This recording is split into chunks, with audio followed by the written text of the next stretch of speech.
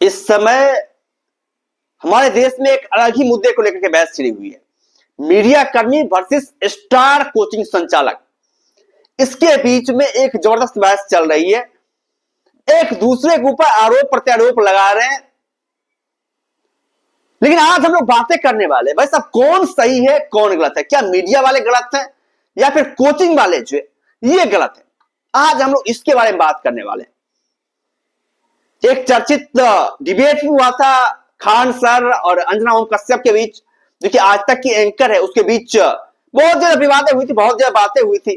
Khan sir ने भी अपनी ओपिनियन रखी थी, इन्होंने जो अंजना ओम कश्यप ने भी उन्होंने अपनी बातें रखी थी।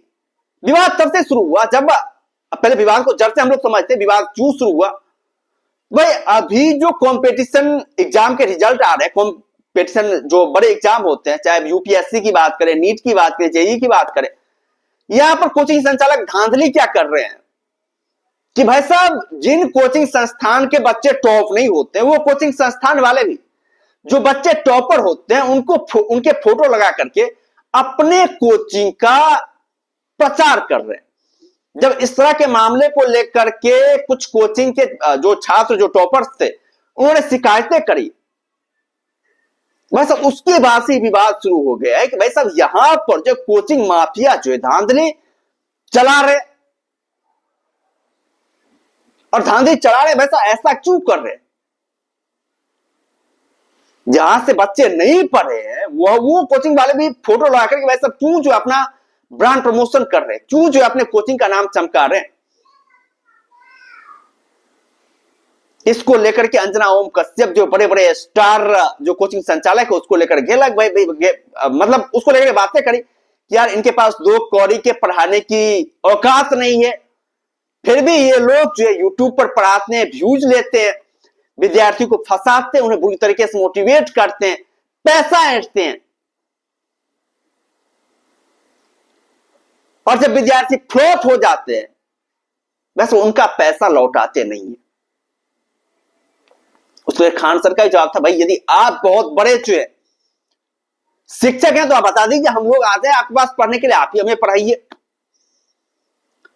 उन्होंने मीडिया को लेकर सवाल उठाया कि वैसा मीडिया की रैंकिंग 157वां है हमारे देश का, जिस तरीके से हमारे मीडिया है वो दल्ला मीडिया है, सरकार को लेकर के बातें करती है, कई विद्यार्थी की समस्या दिखाती नहीं है, कई विद्यार्थी के जो पेपर लीक होते हैं इस मामले को नहीं उठाती है। ये बातें कोचिंग संचालक कर रहे हैं, बच्चों के रहनुमा बने हुए हैं। उन्होंने ये भी कहा कि वैसे धर्मेंद्र को मरने से पहले ही मतलब मृत घोषित कर दिया था, और ये खबरें बहुत ज्यादा वायरल भी हुई थी जब आज तक वालों ने जो है धर्मेंद्र को मतलब मृत घोषित कर दिया था। जाहिर तौर पर ये खबरें बहुत ज्यादा चर्चे में रही थी। तो भाई गलतियां हर एक सिस्टम में हमारे यहां। अब कोचिंग संचालक की बात कर ले तो भाई साहब माफियागिरी तो चल रही है हमारे देश में, बच्चों का तो पूरी तरीके से ब्रेन वॉश किया जा रहा है, और ये ब्रेन वॉश जाहिर तो हमारे देश के लिए खतरनाक भी है। आप देखिए ऐसा नहीं है कि मतलब गवर्नमेंट हर एक लोगों को जो मतलब गवर्नमेंट जॉब ही दे, प्राइवेट जॉब भी बहुत सारे, वैसा दूसरे क्षेत्र में बहुत सारे ऑप्शन है, लेकिन हमारे देश में लोगों की मेंटेलिटी जो है वो गवर्नमेंट जॉब की कई ज्यादा हो गई है, और इसलिए हो गई है वैसा ये रसूख वाली नौकरी है, क्योंकि यहां पर वैसा आप बैठे रहो, आपको कोई नौकरी से निकाल नहीं सकते, आप काम करो या फिर ना करो आपको पैसे मिलते ही रहेंगे। बहुत ज्यादा हाईफाई माना जाता है हमारे यहां नौकरी, गवर्नमेंट जॉब को, जिसकी वजह से बच्चे दिन रात प्रिपेयर करते हैं, लेकिन इसमें से हो क्या पाता है, कुछ ही बच्चे जो है वो सेलेक्ट हो पाते, बाद बाकी बच्चे जो है बुरी तरीके से फ्लॉप हो जाते, अपना करियर बर्बाद कर बैठते हैं। लेकिन कभी कोचिंग संचालक ने ऐसा किया है? वैसे जो विद्यार्थी फ्लॉप कर जाते हैं या फिर जो विद्यार्थी पास नहीं कर जाते हैं उनको लेकर कभी बातें करते हैं? नहीं करते हैं भाई साहब। उनके फीस कभी लौटाते हैं? नहीं लौटाते हैं। जब कोई विद्यार्थी फेल कर जाता है तो वैसा ये बोलते हैं इसने मेहनत नहीं करी है, और जो विद्यार्थी पास हो जाते हैं या फिर टॉपर निकल जाते हैं उससे बैनर में भाई साहब दिखा करके बहुत ही अलग तरीके से प्रमोशन करते हैं, और इससे इंस्पायर होकर के बहुत सारे जो बच्चे होते हैं वो अपने जमीन जायदाद सब कुछ बेच करके जो है बड़े बड़े कोचिंग माफियाओं के पास जाते हैं, वहां पर कोचिंग लेते हैं, और कुछ एक % ही वहां पर जो है सक्सेस हो पाते हैं। और जब बातें आती है भाई साहब गवर्नमेंट सही तरीके से मतलब भर्ती नहीं निकाल पाती है, या फिर कई बार ऐसा होता है भाई साहब ये कोचिंग माफिया वाले जो होते हैं मतलब आंदोलन भी करवा देते हैं छात्रों की आड़ में, ऐसा भी करवाते हैं ये लोग। एक बात है वैसा आपको माननी चाहिए, गवर्नमेंट हर एक को जो गवर्नमेंट जॉब दिलवा नहीं सकती, हर एक को जो है मतलब वो नहीं कर सकते वैसा हर एक स्टूडेंट गवर्नमेंट जॉब ले ले, हर एक स्टूडेंट के पास गवर्नमेंट जॉब हो, वैसा कभी गवर्नमेंट कर नहीं सकती है। कुछ चुनिंदा लोगों को ही मतलब गवर्नमेंट जॉब मिल सकता है।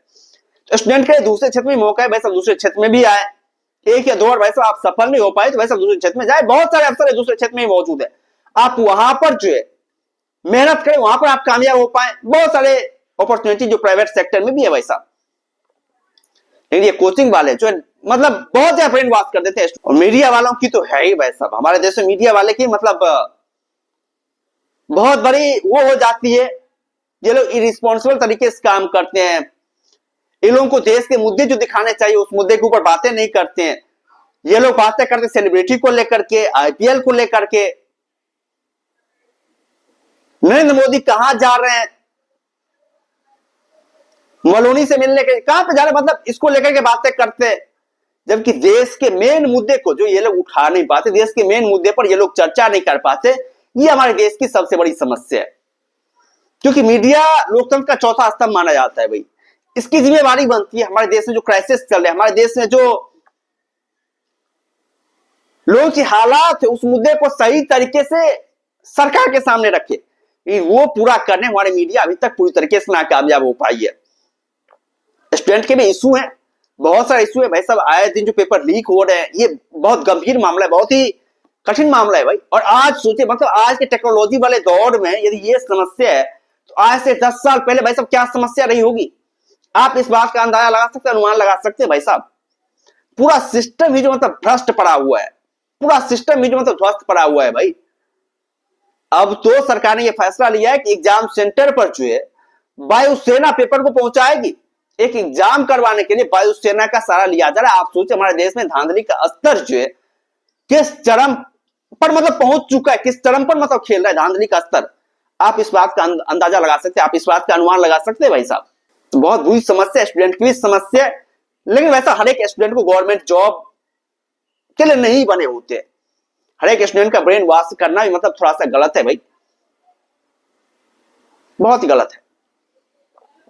आप हर एक स्टूडेंट का ब्रेन वॉश नहीं कर सकते भाई, जो टैलेंटेड है उसे आप आगे लेकर के जाइए, बल्कि इस तरीके से गलत तरीके से प्रचार करना, गलत तरीके से प्रसार करना जाहिर तौर पर यह बहुत ज्यादा नुकसानदेह होता है। और गवर्नमेंट को मतलब करना चाहिए वैसा, ये जो गवर्नमेंट जॉब को लेकर के बार बार खींचातानी की जा रही है, बार बार जो बातें हो रही है, पूरे सेक्टर को प्राइवेटीकरण कर देनी चाहिए विदेशों की तरह।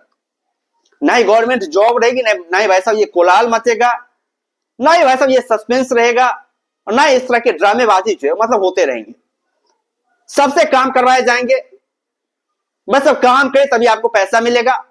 जो 5 लोगों का पैसा लेकर के एक आदमी के बराबर भी काम नहीं कर रहे हैं, उन्हें भी सोचना पड़ेगा भाई। तो गवर्नमेंट को इस तरह के एक्शंस लेने चाहिए, गवर्नमेंट को इस तरह कारनामा करने चाहिए, क्योंकि अभी आप देखते गवर्नमेंट ऑफिस का वैसा हालत क्या हो रहा है कि आप जाइए कहीं गवर्नमेंट ऑफिस पर, बिना पैसे दिए आपका काम नहीं होगा भाई। वैसे ये एक बहुत बड़ी समस्या है कि बिना पैसे दिए गवर्नमेंट जॉब के बावजूद वो लोग काम करने को तैयार नहीं हो रहे हैं। ये बहुत बड़ी समस्या है हमारे देश में, बहुत बहुत गंभीर समस्या है भाई। क्या आप लोग क्या कहना, ये मीडिया कर्मी और कोचिंग माफियाज के बीच जो जंग चल रही है, अब तो प्रोटेस्ट भी होने शुरू हो गए मीडिया को लेकर के, ये बातें जो मीडिया ने करी उसको लेकर प्रोटेस्ट भी होने शुरू हो गए। लेकिन वैसा कोचिंग माफिया है, बहुत सारे कोचिंग माफिया, गवर्नमेंट ने इससे पहले भी इसको लेकर के कार्रवाई करी थी। वैसे ये कोचिंग माफिया जो है, जो असफल बच्चे होते हैं, एग्जाम में सक्सेसफुल नहीं हो पाते हैं, उस बच्चे को लेकर वैसा आंदोलन करते हैं और व्यवस्था को पूरी तरीके से भ्रष्ट तहस नहस करने की कोशिश करते हैं। ये बातें भी की गई है। क्या आप लोग क्या कहना है, आप लोगों के अकॉर्डिंग वैसा कौन सही है कौन गलत है, आप लोग अपना राय जो कमेंट बॉक्स में दे सकते हैं। और यदि चैनल पर नहीं है तो चैनल को जरूर सब्सक्राइब कर सकते हैं, ताकि आने वाले वीडियोज की लेटेस्ट नोटिफिकेशन जो आप लोगों तक पहुंचती रहे। बाद बाकी हम लोग फिर मिलते हैं नए वीडियोज के साथ, दमदार कंटेंट के साथ, बेहतरीन कंटेंट के साथ। तब तक के लिए धन्यवाद।